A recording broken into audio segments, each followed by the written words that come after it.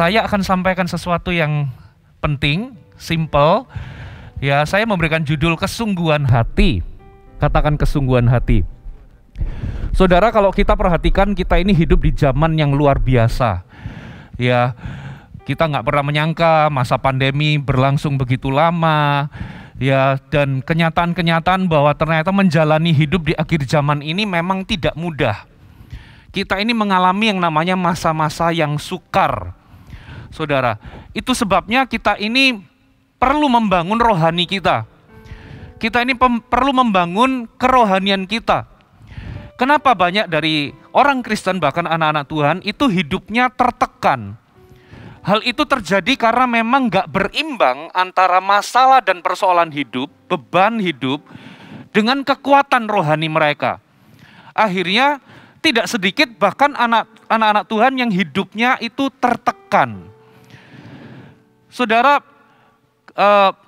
beban yang kita angkat, beratnya beban yang kita angkat, itu tidaklah tergantung semata-mata dari bobot dari beban itu.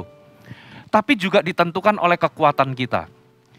Contoh, untuk si A mengangkat beban 100 kilo, katakanlah saya. Mengangkat 100 kilo mungkin nggak terlalu berat bagi saya.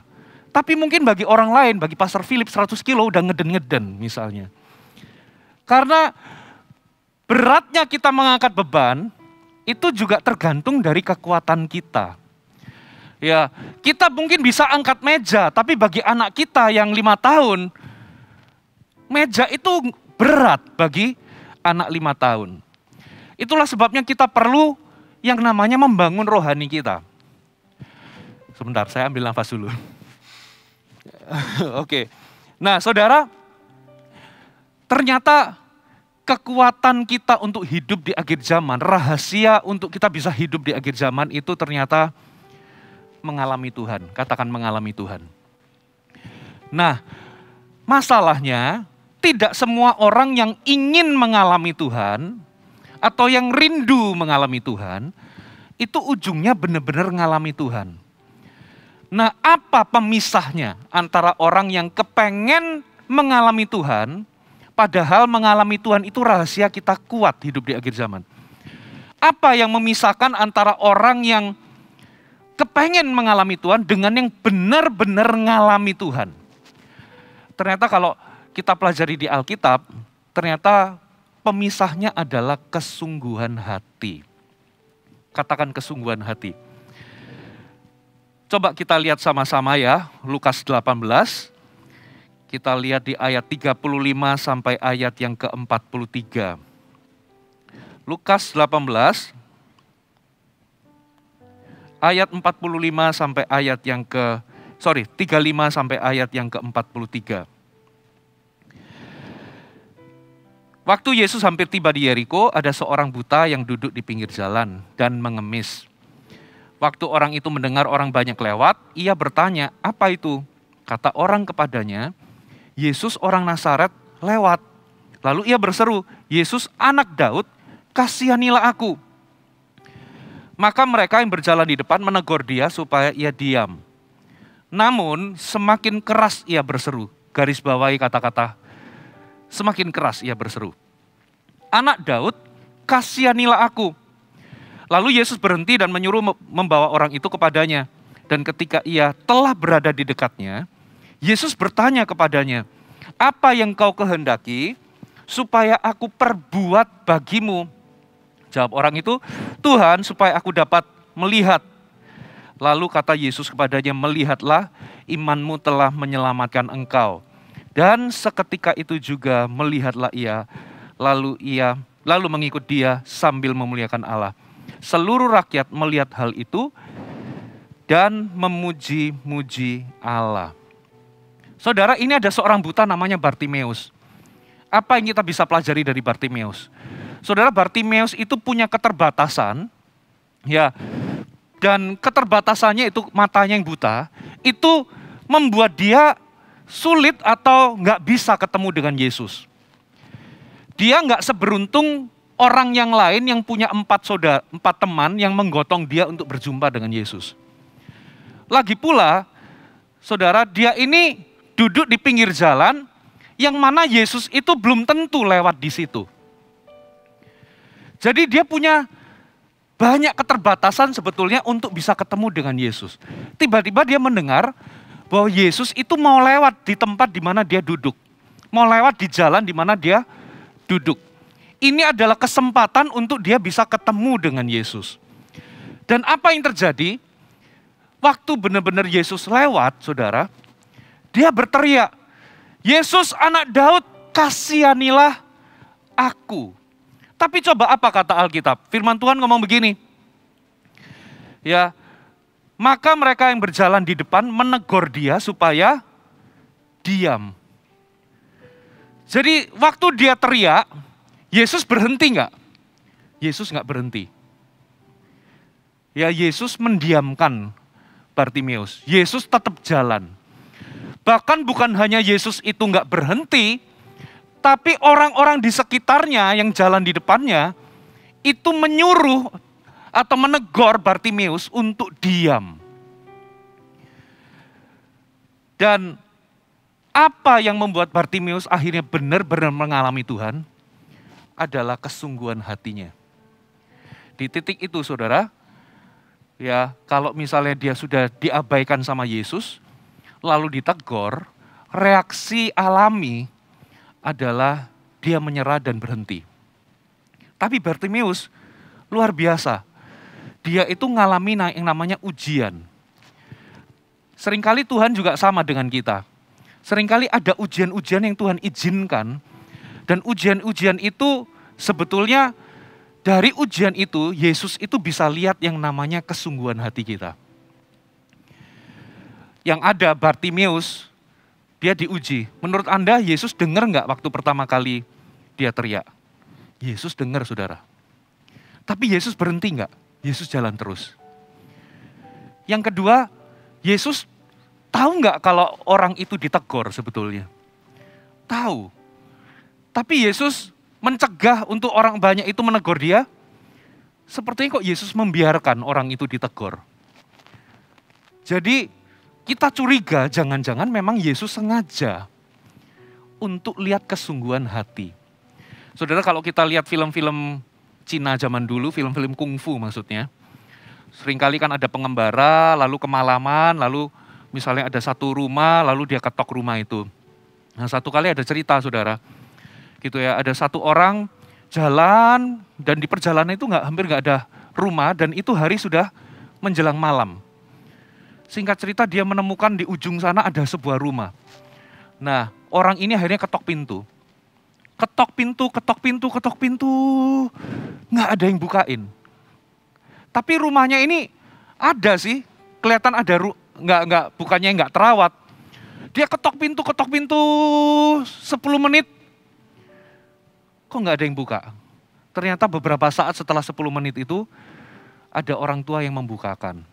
Lalu dia tanya, loh Pak Tua, Bapak dengar nggak pertama kali saya ketok pintu? Dengar. Kok nggak langsung dibukain?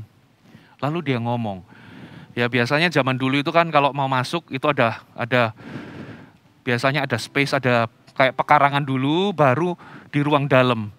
Nah ternyata karena dia orang tua, dia itu sering kalau malam-malam itu kedatangan tamu, ketok pintu.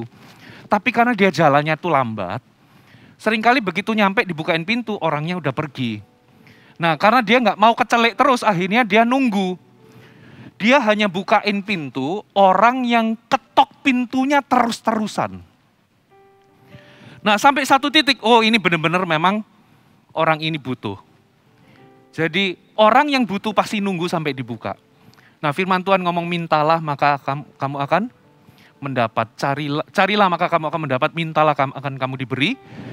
Ketuk pintu maka pintu akan dibuka. Kalau saudara baca dari versi New Living Translation, di situ bukan dikatakan cuman seeking, asking, sama knocking. Tapi di situ dituliskan keep on asking, keep on knocking. Terus menerus. Jadi ternyata kenapa sih? Tuhan itu seringkali waktu kita doa, Tuhan itu dengar. Tapi kenapa kok Tuhan itu ngomong terus ketuk pintu? terus cari, terus minta. Apakah Tuhan itu tuli? Kenapa kok Tuhan itu suruh kita keep on atau terus? Karena ternyata Tuhan itu ingin menguji kita. Kita ini sungguh-sungguh enggak? Kita ini benar-benar sungguh-sungguh enggak?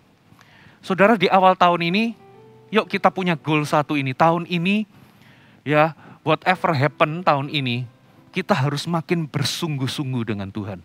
Katakan amin. Karena itulah yang membedakan antara orang yang kepengen ngalami Tuhan dengan orang yang benar-benar mengalami Tuhan. Pastor Fuji, gimana sih caranya ngalami Tuhan? Nggak ada rumus yang lain. Biasanya kita akan bilang, ya harus rajin berdoa. Kalau ada puasa, harus ikut puasa misalnya. Tapi kalau kita coba cek, misalnya baca Alkitab, yes. Tapi sebetulnya nggak melulu loh, aktivitas rohani itu bisa benar-benar membuat kita mengalami Tuhan. Ya, pertanyaannya waktu kita baca Alkitab, kita sungguh-sungguh nggak baca Alkitab? Kalau kita nggak sungguh-sungguh, kita cuma mungkin nambah pengetahuan. Tapi waktu kita sungguh-sungguh, bukan pengetahuan yang kita dapatkan, tapi pewahyuan. Pertanyaannya, dari semua aktivitas rohani yang kita lakukan, ikut CG kah, entahkah CG onsite ataukah online, kebaktian seperti ini, ya kebaktian yang new normal ataupun online, atau puasakah, baca Alkitabkah, intinya dari semua aktivitas rohani yang kita lakukan, kita itu ngalami Tuhan enggak? Ngalami Tuhan itu bukan berarti saudara tiap kali baca Alkitab lalu Anda sepertinya harus ada pengalaman supranatural yang membuat saudara itu bergetar. Enggak harus begitu. Tapi benar-benar ngalami Tuhan enggak? Waktu baca Alkitab bukan cuman pengetahuan yang dapat, tapi Tuhan itu benar-benar bicara kepada kita. Jadi rema, ada pewahyuan. Poinnya di situ. Karena apa? Karena kita bisa loh kebaktian 5 kali. Kita mungkin bisa baca Alkitab, kita mungkin bisa ikut puasa, tapi kita nggak benar-benar ngalami Tuhan di dalam semuanya itu. Karena apa? Karena kita nggak sungguh-sungguh.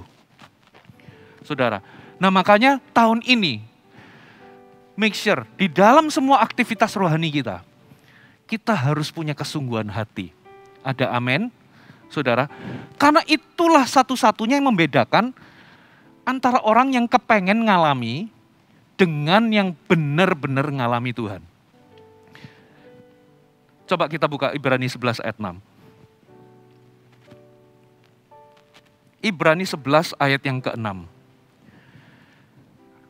Tetapi tanpa iman tidak mungkin orang berkenan kepada Allah. Sebab barang siapa berpaling kepada Allah, ia harus percaya bahwa Allah ada. Dan garis bawahi, Allah memberi upah kepada siapa saudara? Bukan sembarang orang. Allah memberi upah kepada orang yang bersungguh-sungguh mencari Dia. Kalau kita ini mau kuat hidup di akhir zaman, kita harus benar-benar ngalami Tuhan. Nah, bagaimana kita ini bisa benar-benar mengalami Tuhan? Kalau kita ini bersungguh-sungguh mencari Dia. Katakan sungguh-sungguh. Gak peduli seberat apapun yang kita akan alami, tantangan yang kita akan alami di tahun ini. Gak peduli seberapa beratnya persoalan mungkin di depan kita. Kalau kita ini bisa tetap mengalami Tuhan, saudara, kita akan kuat menanggungnya. Katakan amin. Jadi ternyata ada upah, saudara. Coba ayat ini dikatakan barang siapa berpaling kepada Allah. Berarti barang siapa itu berarti nggak pandang bulu. Ini bukan hanya untuk pendeta saja. Oh, hanya orang-orang yang rohaniawan aja yang akan mendapatkan upah. Enggak, semua orang. Semua jemaat. Tidak peduli siapapun. Ya, enggak ada yang namanya diskriminasi. Tua maupun muda. Kalau kita bersungguh-sungguh akan ada upah yang kita terima. Ada amin?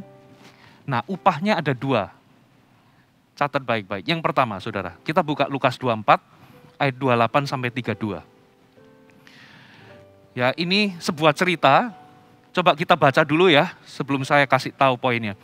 Mereka mendekati kampung yang mereka tuju. Lalu ia, yaitu Yesus, berbuat seolah-olah hendak meneruskan perjalanannya. Tetapi mereka sangat mendesaknya. Katanya, tinggallah bersama-sama dengan kami. Perhatikan kata-kata, mereka sangat mendesaknya. Tinggallah bersama-sama dengan kami, sebab hari telah menjelang malam, dan matahari hampir terbenam. Lalu masuklah ia untuk tinggal bersama-sama dengan mereka.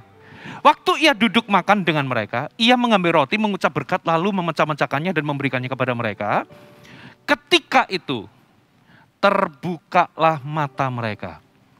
Dan mereka pun, apa saudara? Mengenal dia.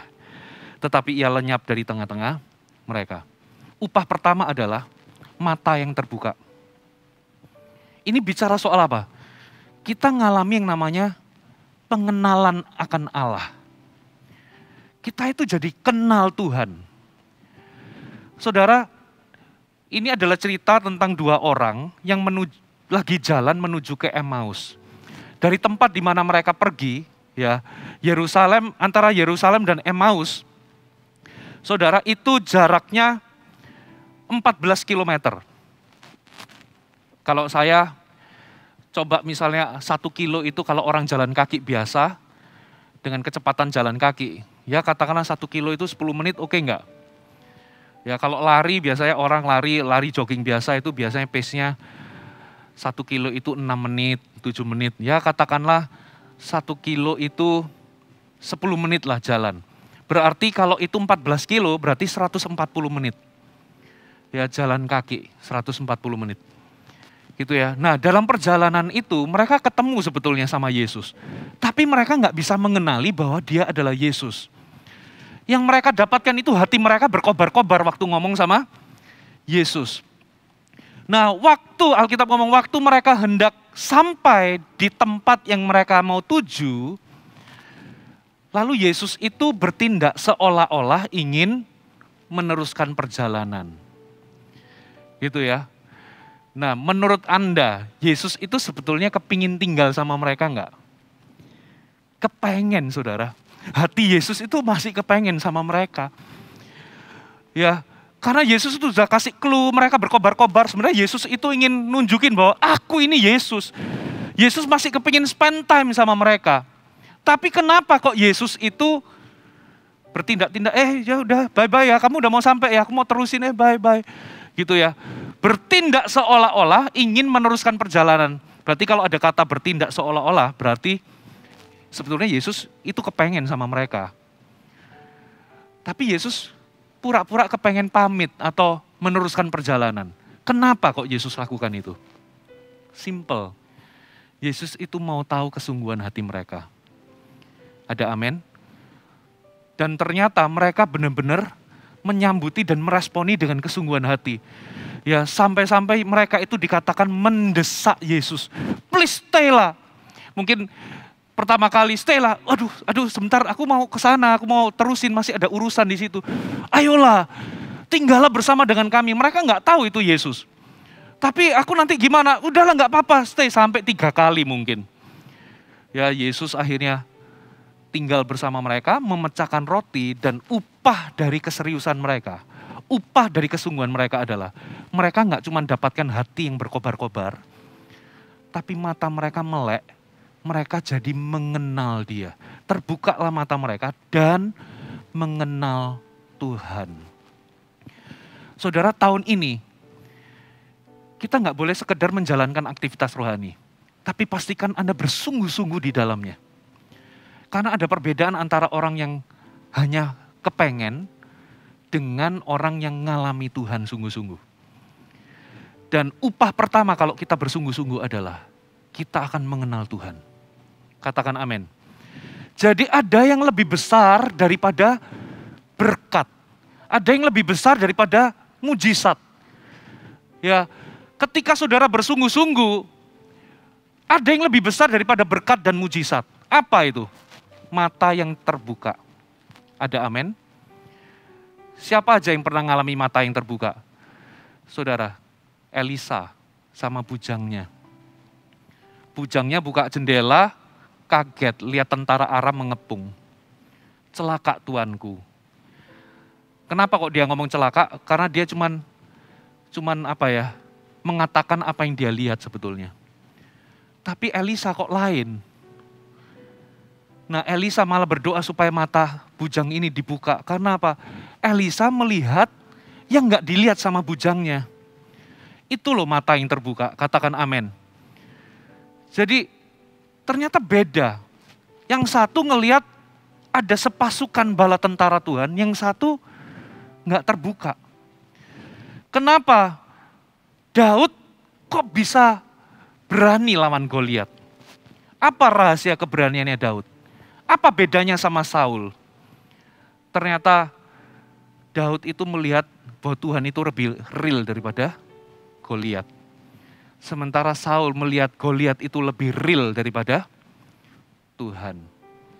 Saudara, kalau Anda bersungguh-sungguh tahun ini, upah yang pertama yang kita terima, lebih daripada mujizat dan berkat, adalah mata yang terbuka. Ada amin? Berkat yang kedua, coba kita lihat. Upah yang kedua adalah 2 Tawarik 16 ayat 9. 2 Tawarik pasal yang ke-16, kita baca di ayat yang ke-9. Mata Tuhan menjelajah seluruh bumi, untuk apa saudara? Melimpahkan kekuatannya kepada mereka yang bersungguh hati terhadap Dia.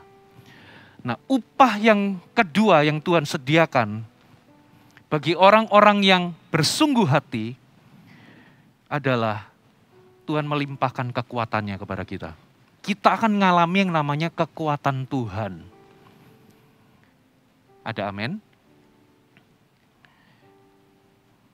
Yesaya 40 ayat 28 sampai 31. Coba kita lihat. Yesaya 40 ayat 28 sampai 31. Tidakkah kau tahu dan tidakkah kau dengar? Tuhan ialah Allah yang kekal yang menciptakan bumi dari ujung ke ujung. Ia tidak menjadi lelah dan tidak menjadi lesu, tidak terduga pengertiannya. Dia memberi kekuatan kepada yang lelah dan menambah semangat kepada yang tiada berdaya. Orang-orang muda menjadi lelah, lesu, dan teruna-teruna jatuh tersandung. Tetapi orang-orang yang menanti-nantikan Tuhan mendapat kekuatan baru. Mereka seumpama Raja Wali yang naik terbang dengan kekuatan sayapnya. Mereka berlari dan tidak menjadi lesu. Mereka berjalan dan tidak menjadi lelah.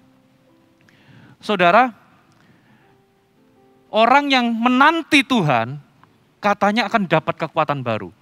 Saudara, beberapa hari yang lampau, 2 hari yang lalu ya, tiba-tiba ada orang DM, tiba-tiba ngomong, Pak Fuji, saya itu kepengen pernikahan saya itu harmonis, tapi saya menyerah. Saya sudah nggak tahan lagi, nggak kuat lagi. Saya nggak kenal siapa itu dan sebagainya, saya cuma kasih kata-kata kekuatan, saya itu ya sudah. Itu hanyalah membuktikan bahwa kita ini punya kekuatan terbatas, saudara. Kita ini punya kekuatan terbatas.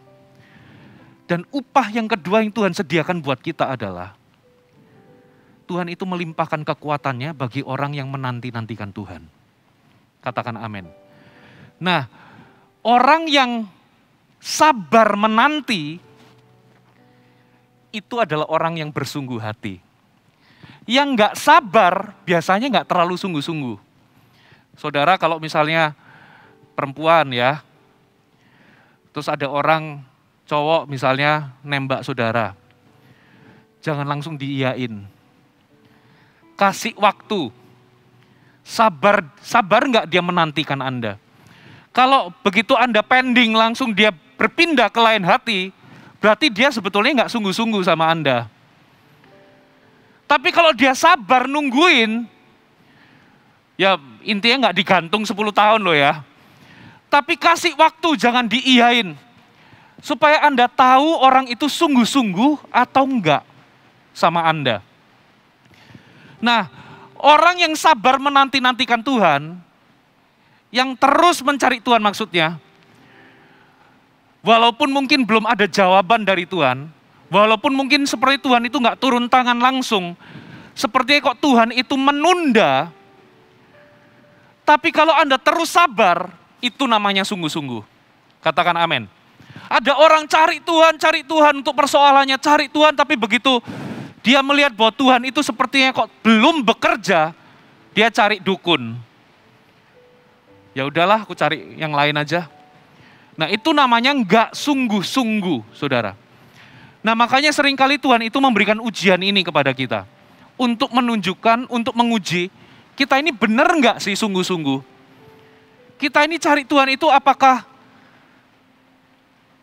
ini loh, pernah nggak saudara di mall, masuk ke departemen store, beli sesuatu lalu ditawarin, Pak, Bu, karena Bapak belanjanya segini, Bapak bisa tuliskan nama ini, ada undian berhadiah. Nah, lalu Anda lakukan apa? Ya udahlah, kita catat iseng-iseng, ya toh? Iseng-iseng undian berhadiah, siapa tahu gitu. Nah, seringkali kita juga cari Tuhan itu modelnya begitu. Iseng-iseng berhadiah. Enggak benar-benar sungguh-sungguh, tapi ya udah kalau nanti aku ngalami Tuhan, ya udah, enggak ngalami ya enggak apa-apa. Itu enggak sungguh-sungguh, saudara. Kita enggak boleh cari Tuhan iseng-iseng berhadiah. Halo, amin. Kita harus bersungguh-sungguh menanti-nantikan Tuhan. Nah, coba perhatikan ayat Alkitab tadi. Dikatakan, kita kembali ke 2 Tawarik tadi, ke Yesaya 40 tadi. Coba kita lihat di ayat yang ke-31. Yes. Orang-orang yang menanti-nantikan Tuhan mendapat kekuatan baru, mereka seumpama raja wali yang naik terbang dengan kekuatan apa, saudara? Sayapnya. Terjemahan versi firman Allah yang hidup dikatakan begini. Sebentar ya. Dikatakan gini, tetapi orang yang berharap kepada Tuhan akan diberi kekuatan baru, mereka akan terbang dengan sayap Raja Wali. Katakan sayap Raja Wali. Maksudnya apa sayap Raja Wali? Bedanya sayap Raja Wali sama sayapnya merpati itu apa? Gini loh, merpati kalau dia terbang, dia itu bertumpu sepenuhnya pada kekuatan sayapnya. Tapi beda kalau sayap Raja Wali. Sayap Raja Wali, dia itu bisa terbang tinggi, nggak sepenuhnya bertumpu pada sayap. Dia nunggu angin, supaya, makanya dia itu nggak asal mengepak-kepakan seperti burung pipit begitu. Dia tunggu angin, dia mengepakkan sayap bersama dengan angin. Jadi kadangkala bahkan dia nggak mengepakkan sayap, tapi dia bisa terbang tinggi. Itu yang namanya sayap Raja Wali. Nah, di titik itu kelihatannya dia terbang tinggi, tapi sebetulnya dia istirahat.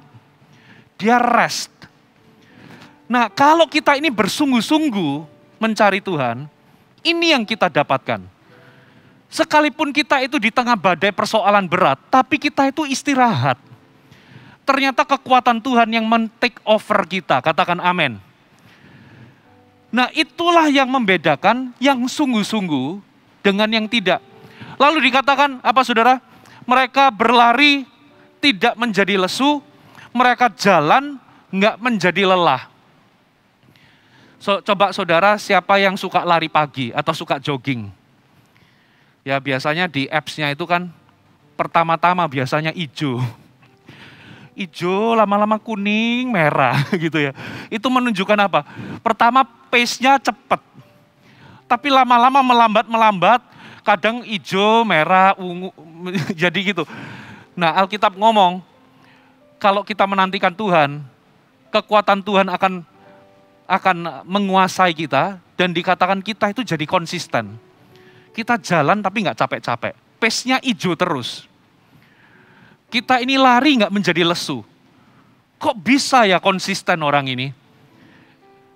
Ternyata yang menentukan kita konsisten atau enggak adalah kesungguhan kita. Katakan amin. Tahun ini, make sure kita ini bukan cuma sekedar ikut CG, ikut, ikut puasa, lalu apa? Baca Alkitab. make sure di dalam segala yang kita lakukan, kita itu nggak melakukannya cuman iseng-iseng saja berhadiah, tapi benar-benar bersungguh-sungguh. Ikut CG itu yang sungguh-sungguh sekalian. Puasa itu yang sekalian sungguh-sungguhnya. Katakan amin. Ya, ketika kita baca Alkitab itu yang sungguh-sungguh sekalian. Karena yang sungguh-sungguh dengan yang enggak, bedanya apa? Yang pertama, Anda akan mengenal Tuhan. Yang kedua, Anda akan mengalami kekuatan Tuhan. Kalau Anda bergumul sesuatu, lagi berdoa sesuatu, yang sungguh-sungguh sekalian. Katakan amin. Sekarang, bagaimana Pastor Fuji, supaya kita ini bertumbuh dalam kesungguhan hati? Kita buka ayatnya ya, Matius 15, ayat 22 sampai 27. Matius pasal yang ke-15, ayat 22 sampai ayat yang ke-27. Bagaimana menumbuhkan kesungguhan hati. Kita mau lihat ada satu orang yang juga mengalami ujian kesungguhan. Gitu ya. Maka datanglah seorang perempuan Kanaan dari daerah itu dan berseru, "Kasihanilah aku ya Tuhan, anak Daud, karena anakku perempuan kerasukan setan dan sangat menderita." Tetapi Yesus sama sekali tidak menjawabnya. Lalu murid-muridnya datang dan meminta kepadanya, "Suruhlah ia pergi." Ia mengikuti kita dengan berteriak-teriak. Jawab Yesus, "Aku diutus hanya kepada domba-domba yang hilang dari umat Israel." Tetapi perempuan itu mendekat dan menyembah Dia, sambil berkata, "Tuhan, tolonglah aku." Tapi Yesus menjawab, "Tidak patut mengambil roti yang disediakan bagi anak-anak dan melemparkannya kepada anjing." Kata perempuan itu, "Benar Tuhan, namun anjing itu makan remah-remah yang jatuh dari meja tuannya." Dari cerita ini ada tiga faktor yang membuat kita ini bisa bertumbuh dalam kesungguhan. Yang pertama, saudara, perempuan ini sadar kebutuhannya akan Tuhan. Katakan sadar. Saudara, kalau kita renung-renungkan, seberapa besar peran Tuhan dalam hidup kita, seberapa besar kesadaran akan peran Tuhan dalam kehidupan kita, itu menentukan kesungguhan hati kita. Ya, kalau kita ini cuman melihat Yesus itu cuman ban serep. Ban serep itu kan kita nggak bakal ingat ban serep kecuali pas bocor. Ya, kalau kita ini cuman lihat Yesus itu cuman pas ada masalah, baru kita ingat Yesus. Maka Yesus itu cuman perannya cuman ban serep. Tapi kalau kita itu lihat Yesus itu, Yohanes 15 ngomong, kita itu nggak bisa di luar Dia. Tanpa Dia kita nggak bisa berbuat apa-apa. Kalau kita bisa lihat, ternyata peran Tuhan dalam hidupku itu segala-galanya. Yesus itu bukan cuman ban serep, tapi segala-galanya itu akan menentukan kesungguhan hati kita. Katakan amin. Jadi seberapa besar kita sadar kalau kita itu butuh Tuhan, itu akan menentukan seberapa sungguh hati kita. Nah, perempuan ini, begitu dia ditolak, Yesus sama sekali nggak jawab kan? Dia nggak lari sama paranormal atau sama orang pintar yang lain. Ya, bahkan ketika murid-muridnya itu datang minta supaya orang itu disuruh pergi, ngusir gitu ya. Sebab orang itu teriak-teriak terus gitu ya. Lalu Yesus ngomong, "Aku diutus hanya kepada domba Israel." Dia tetap apa saudara? Dikatakan ia tetap mendekat. Bukannya pergi, bukan cari paranormal atau orang pintar yang lain atau nabi yang lain. Dia tetap mendekat dan menyembah Dia. Berarti orang ini sadar. Ya, dia ngomong, "Tuhan tolonglah aku." Dia itu sadar bahwa Yesus itulah satu-satunya dan segalanya buat dia. Nah, kita juga sama. Kalau kita nggak sampai di titik kesadaran ini, makanya seringkali kita juga sekedarnya sama Tuhan. Kita nggak terlalu sungguh-sungguh gitu loh. Karena kita merasa, aku cari Tuhan, nggak cari Tuhan, aku udah kaya kok. Gitu, aku udah diberkati kok, aku udah kelimpahan, hidupku udah enak. Jadi aku merasa bahwa aku cari Tuhan, nggak cari Tuhan kayaknya nggak ada efeknya. Jadi kita ini jadi nggak sungguh-sungguh ikut Tuhan. Tapi kalau saudara tahu bahwa Aku ini tanpa Tuhan, gak bisa buat apa-apa. Kalaupun hari ini aku berhasil, itu semua karena Tuhan. Filipi pasal ketiga, Allah lah yang mengerjakan baik kemauan maupun pekerjaan. Berarti untuk kita ini punya kerinduan pun itu pekerjaan Tuhan loh. Untuk kita bisa mengerjakan sesuatu dan berhasil, itu Tuhan yang kerjakan. Kalau kita ini sadar bahwa Tuhan itu segala-galanya, itu akan membuat kita sungguh-sungguh. Perempuan ini, dia nggak lihat ada option orang lain lagi. Satu-satunya ya Yesus. Makanya begitu didiamkan sama Yesus, diusir sama murid-muridnya, dia tetap mendekat dan menyembah. Why? Karena dia benar-benar butuh Tuhan. Katakan amin. Lalu yang kedua, perhatikan. Kedua, percaya. Yang pertama itu hati yang sadar, yang kedua hati yang percaya. Saudara, kalau Anda di posisi perempuan ini, saudara masih tetap enggak? Sudah ngomong, aku enggak diutus untuk kamu, aku diutus untuk domba-domba Israel. Lalu Yesus juga jawab, enggak patut ambil roti yang disediakan bagi anak-anak, lalu melemparkannya kepada anjing. Enggak patut. Kalau di titik ini, saudara berdoa tapi diabaikan Tuhan sepertinya. Seperti Tuhan itu membiarkan dan mendiamkan. Jangan menyerah. Karena apa? Itu ujian. Itu ujian untuk kita ini sungguh-sungguh enggak sih? Kita sungguh-sungguh enggak dengan apa yang kita doakan? Itu ujian saudara, jangan, ya udah enggak usah Tuhan-Tuhanan. Doa toh enggak didengerin, doa kok didiemin. Mana Tuhan? Jangan begitu saudara. Karena Tuhan ini ingin melihat kesungguhan hati kita, katakan amin. Nah, perempuan ini tetap percaya walaupun Tuhan belum ulurkan tangannya, tapi perempuan ini tetap percaya hatinya Tuhan. Kalau saudara belum lihat tangannya bekerja, percaya aja hatinya. Dia itu punya rencana yang indah buat kita. Katakan amin. Yang kedua, bagaimana menumbuhkan kesungguhan hati yang percaya. Terakhir saudara. Nah ini terakhir kata-katanya perempuan ini begini. Yesus kan ngomong, nggak patut ambil roti yang disediakan bagi anak-anak dan melemparkannya kepada anjing. Kata perempuan ini, benar Tuhan, tapi anjing pun makan remah-remah. Kalau saya catat ini adalah hati yang lapar. Saudara, kenapa kok lapar? Dia tahu bahwa Tuhan mungkin nggak akan kasih roti. Tuhan ngomong, nggak kasih roti itu untuk anak. Tapi dia ngomong begini, nggak apa-apa Tuhan, remah-remah pun tak makan. Dia nggak take it for granted apa yang dari Tuhan. Berarti orang ini hausnya atau laparnya bukan main. Saudara pernah nggak lapar? Ya pulang dari sekolah atau pulang kerja, lapar banget. Sampai di rumah buka penutup di meja makan, ternyata isinya cuma tahu dan tempe. Tapi kalau Anda lapar, lagi nafsu makan, lagi lapar-laparnya, tahu tempe enak nggak? Enak. Tapi coba kalau saudara itu nggak nafsu makan, mungkin sedikit meriang, nggak nafsu makan gitu ya, kayak orang mau sakit begitu, nggak nafsu gitu ya, lidahnya agak pahit. Pulang, saudara lihat di meja makan itu ada semuanya makanan-makanan enak. Capcay, fuyung hai, barongsai, semua ada di situ. Saya mau tanya, kalau Anda nggak nafsu makan, lagi kenyang penuh, sekalipun itu makanan enak semua, saudara jamah nggak? Enggak.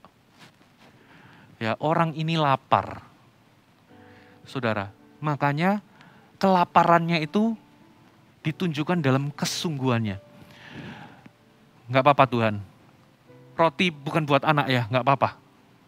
Oh, apa itu, enggak layak dikasih ke anjing, enggak apa-apa. Anjing pun masih bisa makan remah-remah. Waduh luar biasa. Ya, kebenarannya malah kebalikannya. Kita ini anak, Tuhan sediakan roti, tapi kita nggak pernah sungguh-sungguh. Kita nggak lapar. Kita itu anak, bukan anjing, kita ini bukan bangsa lain. Dikatakan, kita ini domba-dombanya Tuhan. Tuhan sediakan roti buat kita, tapi malah kitanya yang nggak lapar.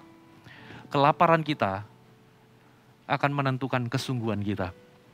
Saudara, saya ceritakan satu titik saya pernah, saudara, saya dari dulu itu kepengen Tuhan, aku dalam pelayanan pengen dong lihat ada mujizat, tanda-tanda mujizat.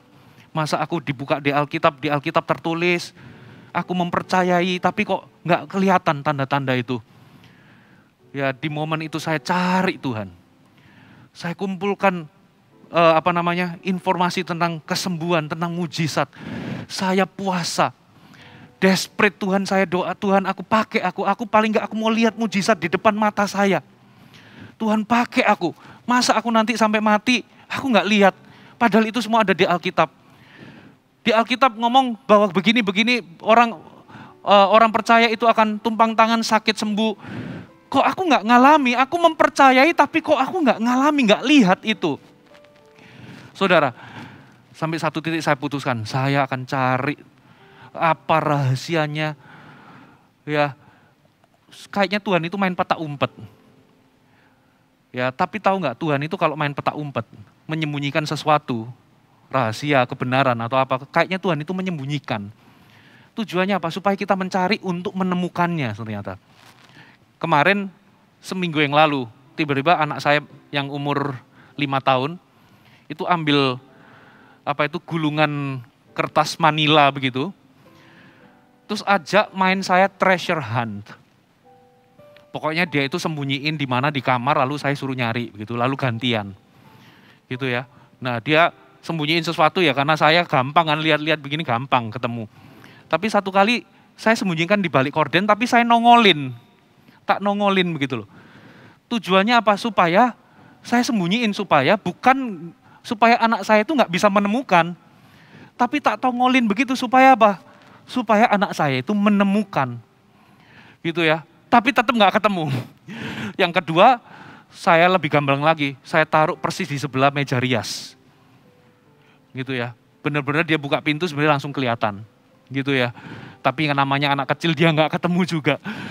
Tujuan saya nyembunyiin bukan untuk tetap tersembunyi selamanya. Itu ya mudeng. Supaya membuat kita ini rumit dan nggak pernah kita menemukannya gitu loh. Enggak. Tuhan itu seringkali main petak umpet, bukan supaya dia itu ingin menyembunyikan sesuatu. Tapi Tuhan itu mau supaya kita mencarinya. Rahasia, kebenaran firman. Kenapa hanya dikasih kepada orang-orang yang mencari? Karena memang itu sifatnya Tuhan. Ya, kita ini cari Tuhan kok dulu awal-awal pertobatan kok gampang merasakan hadirat Tuhan, tapi sekarang kok sepertinya ada di padang gurun. Sepertinya kok Tuhan sembunyi. Bukan Tuhan itu meninggalkan kita, tapi Tuhan itu mau lihat kesungguhan hati kita. Supaya ujungnya dia ingin dirinya ditemukan. Katakan amin. Dan saya ngalami loh saudara. Ketika saya cari haus sama lapar sama hal-hal ini. Saya cari Tuhan, saya puasa, saya baca Alkitab, muncul pewahyuan-pewahyuan. Dan Tuhan tuntun dan saya bisa menemukan harta itu. Saudara, tahun ini, jadikan ini goal. Aku harus makin bersungguh-sungguh. Karena upah yang kedua adalah Tuhan melimpahkan. Upah yang pertama adalah kita dibuat mengenal Tuhan, mata terbuka. Dan yang kedua, Tuhan melimpahkan kekuatannya. Ada amin?